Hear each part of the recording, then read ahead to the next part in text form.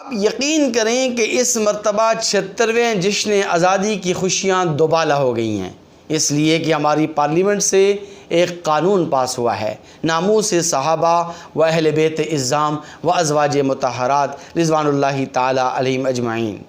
اس بل کے پاس ہونے سے اب ہمیں یہ امید ہو چلی ہے کہ انشاءاللہ العزیز جس مقصد کے لیے یہ ملک پاکستان حاصل کیا گیا تھا، ایک نہ ایک دن اس مقصد میں ہم ضرور ضرور کامیاب ہو جائیں گے۔ یہ بڑی عجیب بات تھی کہ گزشتہ 35-40 سالوں سے اس ملک پاکستان میں جو اسلام کے نام پر بنا تھا، یہاں صحابہ اکرام کو برا بھلا کہا جا رہا تھا، یہاں اہل بیت اعظام کی شان میں گستاخی ہو رہی تھی، ازواج مطہرات پر تنقید ہو رہی تھی، اب یہ کسی صورت قابل برداشت نہیں ہوگا۔ اللہ تبارک و تعالی ان تمام ارکان پارلیمنٹ اور ان تمام قومی اسمبلی کے ممبران کو اپنی شان کے مطابق کامل جزائے خیر